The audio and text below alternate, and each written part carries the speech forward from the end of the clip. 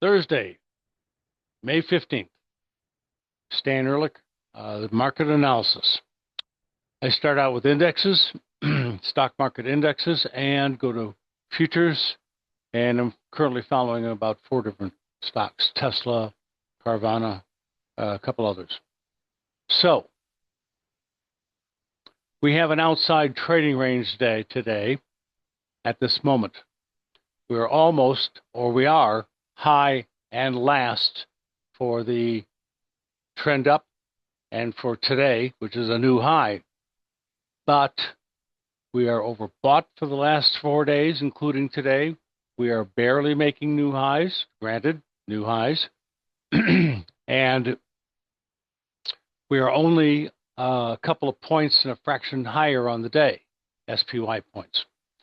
So it would be very easy for the market to pull back down and close lower on the day, creating an ER red sell signal at the top of the market, I hope.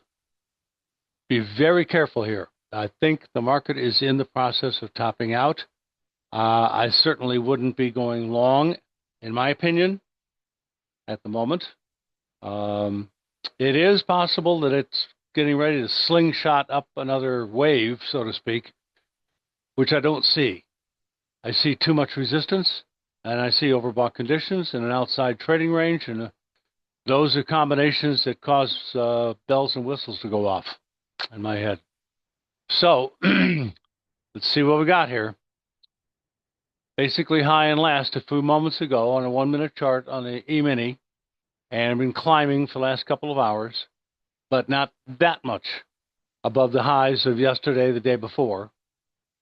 So it would be easy to close below those levels, but what I really want is for it to close net lower on the day, which would be a bearish engulfing ER sell signal across the board, I believe, in any of the indexes that have an outside trading range at this point, which E-mini does. Let's go to the spider. Of course it does. We have a new high by a minor amount, and we're there now, and we're up about 2 points on the day. So only have to drop off here to below yesterday's close to generate a sell signal. Then after that, the lower, the quicker, the faster before the close. Next, there it is, a little bit of a new high, certainly not very impressive so far. I just don't like being a buyer after 3 or 4 days of overbought at resistance areas, with, on top of that, the possibility of a bearish engulfing absolute red sell signal. Next chart is QQQ. Also, an outside up day and overbought for the last couple of days in a general area of resistance. There are gaps to close, I forgot to mention, below the market as well, on, I think, each of these indexes, all of them. And there are multiple, not just one, but that's still down a fairly good chunk from where we are, especially since we're high and last for the trend at the moment. Okay, and here's a 1-minute chart. And let's go to the NASDAQ. Outside up day, overbought 4th day in a row. And the levels of overboughtness, so to speak, are pretty significant. They're in the middle 80s plus. You know I scream bloody murder if it happens to hit 90 or higher, because that's very rare and damn near, and I can't use legally the word guarantee, so I won't. Something that happened pretty quickly. Now,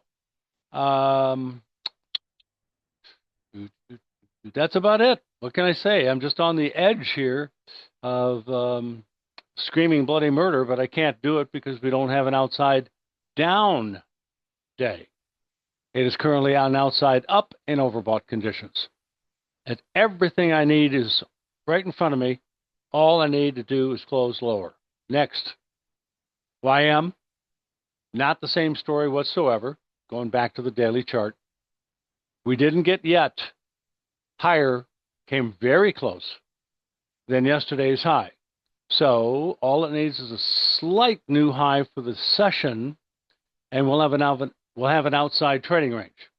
Now, it was overbought within the allotted last few days, and that means we could turn red.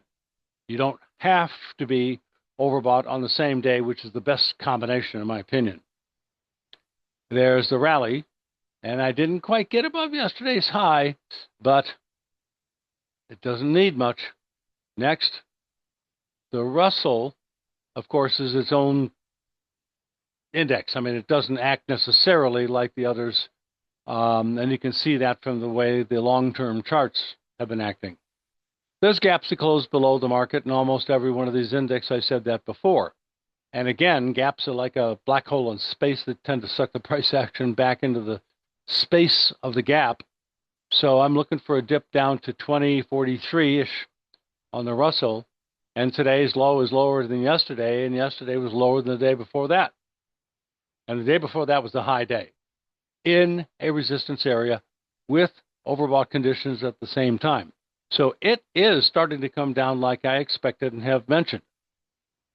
Slowly, not particularly quick, of course. But if all the other indexes start to break down quickly, then you can expect the Russell to follow right along, if not even much more quickly than it has so far. And here's the 1-minute chart. Now, bonds and 10-year notes. This is important. At a major support area, historically, and a recent couple of lows here, back early last month, we have almost created an outside up trading range day. Yesterday's high was 113.11. Today's high is 113.10. We are at 113.09. All we have to do is go up 3 ticks from here to get to 1 tick above. Yesterday's high, again, was 113.11. So that's 3 ticks above where we are. This will turn green just like 10-year notes have already done. We have a bullish engulfing ER buy signal, green on 10-year notes, and I may come back to, if I can remember, there's 10. Watch out. This could turn green right in front of your face here, but I'm not going to wait. Don't wait around. I know better. I've seen too many of these. It could take a couple of seconds, but it could take also 5, 10, 20 minutes or something. So 10-year notes, bullish engulfing. I expect one, frankly, out of bonds in a few moments. Yet? Nope, not quite. Still 10. Okay, so interest rate futures are turning up, in my opinion, as of today. Oh, back to notes. How much? Well, there's a gap to close, naturally, at 110.24, and that's right about the beginning of resistance at 110.28. So that's my first area of resistance and gap closure, and I expect maybe a very short-term minor rally high right there. But I do think we got more oomph out of this reversal, I hope. It looks pretty significant. And let's see if we got one in bonds yet. No, it slipped a tick. Anyway, nice rally coming in interest rate futures. Expected. Of course, the fail-safe is closing or even touching a tick below today's low at this point. Crude dropped off a little more than I would have expected. But the low is still, well, not the low, but the beginning of a sharp rally is the green bullish engulfing.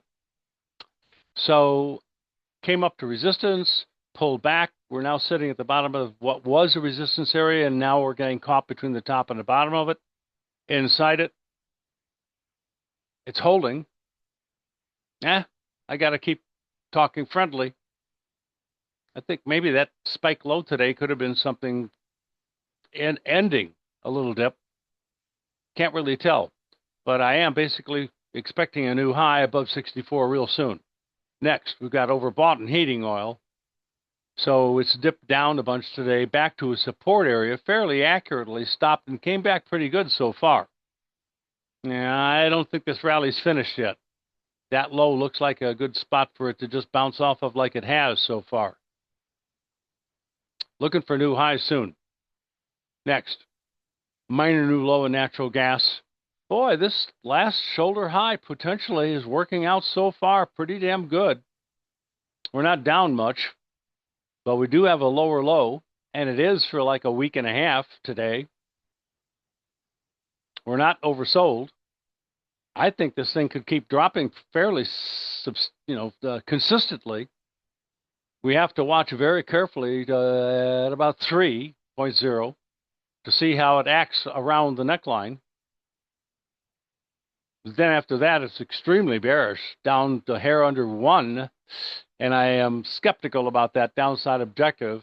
So maybe it'll get a lot lower, and maybe 1.5, 2, because of it being so low. But anyway, so far so good. Next, gold, new low for the break. No surprise, but a nice bounce at the moment, high and last almost. I wouldn't really expect a bullish engulfing, and it won't be green because we didn't get oversold. I still look for lower lows, but maybe this bounce is not quite finished. Might get up to about 32.72-ish. That looks reasonable. And then turn down to new lows. Next is silver. It did make a new low for a month or so and popped back up into this trading range, which is support and resistance. And it's kind of getting stuck in this range. So between a rock and a hard spot at the moment. Same thing for platinum, pretty much. No breakouts, no follow-through, no RSI help, no reversals. Not much. Okay, copper is also following suit, doing the same kind of thing here for the last couple of weeks. So I'm waiting. Now grain. Beans dropped off a bit more than I would have liked. I'm still okay, especially if it stays above 1036. So I am expecting it to stop dropping and turn back up to new highs if my long-term head and shoulder bottom story is going to work properly. This is a little bit of a surprise, but it doesn't kill the long-term picture. And again, that would start happening if it drops below 1035. I'm not expecting that. So I'm going to go back to something like a neutral stance if that price level is closed at or below. Meanwhile, I think it's going to turn around and make new highs. Next, soybean oil did break out on Tuesday, and Wednesday got overbought. So a normal downside correction would be to the neckline, but we've gotten a violation, total violation of a theoretical neckline. And remember, this is that double shoulder head, double shoulder breakout of the neckline situation. So this is now very bothersome. This should not have happened whatsoever. Protective sell stops for any and all long positions should have been, I don't know, something modestly under 51.15, maybe under 51 a little bit, but probably above 50.50. So those are all taken out. But we've gotten down to a support area. In the next day or two, if it jumps back up above the neckline again, I could forgive this. But again, I'm back to waiting. Head and shoulder failed at this point. Don't like this whatsoever. It just might save itself if it jumps back above the neckline, but that's not what normally happens. Don't like this a damn bit. Next, soybean meal. Popped up a bit, up to resistance, just like it's done approximately 2 out of 3 times in the last 2.5, 3 weeks. Obviously, a significant resistance area right smack at today's highs, which is a hair under 300. Yep, 300 to approximately 199, 299. That's good enough. And then it came right back down again to the current 294-ish. Resistance is stopping it. This does not have anything to talk about that is bullish, except maybe a double bottom, and that's premature, way premature. If we start closing above 300, it's going to improve things a bit. We'll see what develops, but I have no faith in that at the moment. So corn, oversold, bounced off support. Okay, fine, but it stopped dead at that resistance level where my line has been. No surprise. It may bounce around down here to try to eliminate the oversold condition. You can go sideways and that'll work. Usually it's somewhat of a rally, and I don't call one day a new high for the last 2 days of modest amount a rally. Just, it's a burp. It's nothing to speak of. You could get more, but it has to get above today's high and stay there. Then I'd be looking for something up to, I don't know, 475. I'm not liking what I'm saying. Remember, this used to be a giant head and shoulder bottom potential. And because of the last week or so of price action not acting bullish at all repeatedly, I can't justify that anymore at this point. Next, wheat. Got oversold, bouncing a little bit. It's managed to get above its modest resistance level, previous lows a couple of weeks ago. And that's about all I can say. So maybe it's going to rally up to here. But again, the longer term picture in wheat is bearish. Now, I just don't see any major long-term bottom here yet by any means. I would need a series of closes above at least, excuse me, about 450, and then above 470. Next, cattle. Excuse me. Yesterday had a bearish engulfing ER sell signal and a whopper. Looked really great. Not only did it close the gap, which I called a potential exhaustion gap on the day that we gapped up, which was May 12th, Monday. And we had a doji, a nothing of importance, Tuesday. Yesterday, kaboom. Bearish engulfing, gap closure, stayed below the gap, didn't bounce off of it at all. That's it. This is a top that could cause it to come down, as I've talked about already, to about 202.5 minimum. I think that's going to be reached easily, and I said so probably yesterday.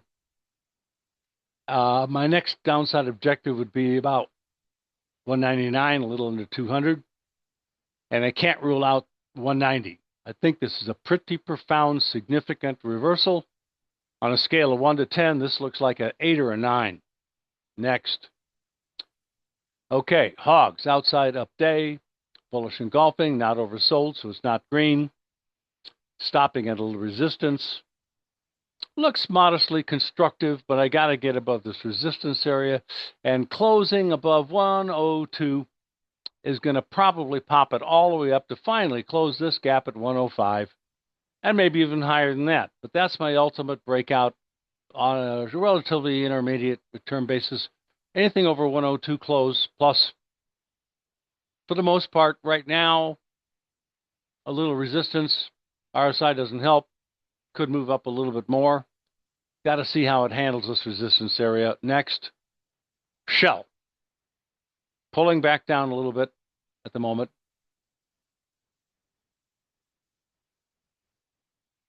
That's about it.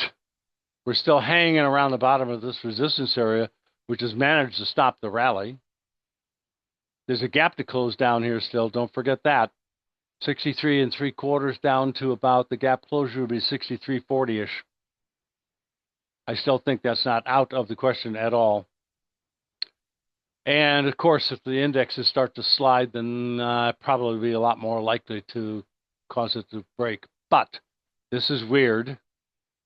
Remember, I'm claiming that the indexes could be in trouble here if they can close lower, which has not happened yet.